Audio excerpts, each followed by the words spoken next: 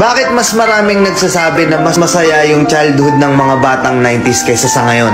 Bakit mas maraming nagsasabi na yung mga batang 90s mas swerte sila kasi mas masaya yung mga naging childhood experiences nila? Simple lang.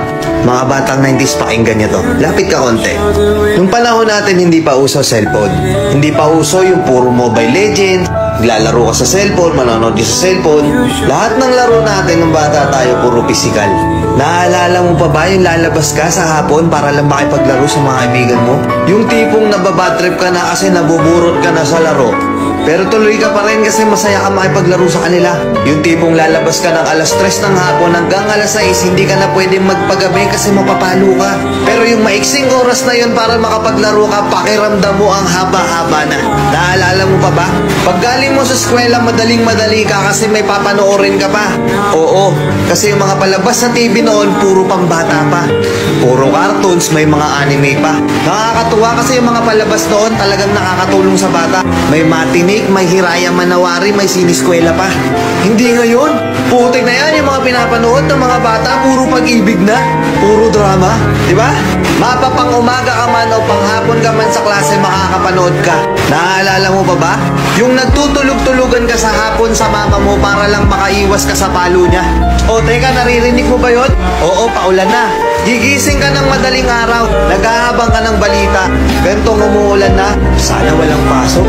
Yung tipong kahit hindi pa nag-a-announce sa balita, pag lumakas yung ulan ng ganyan, anak, huwag ka nang pumasok.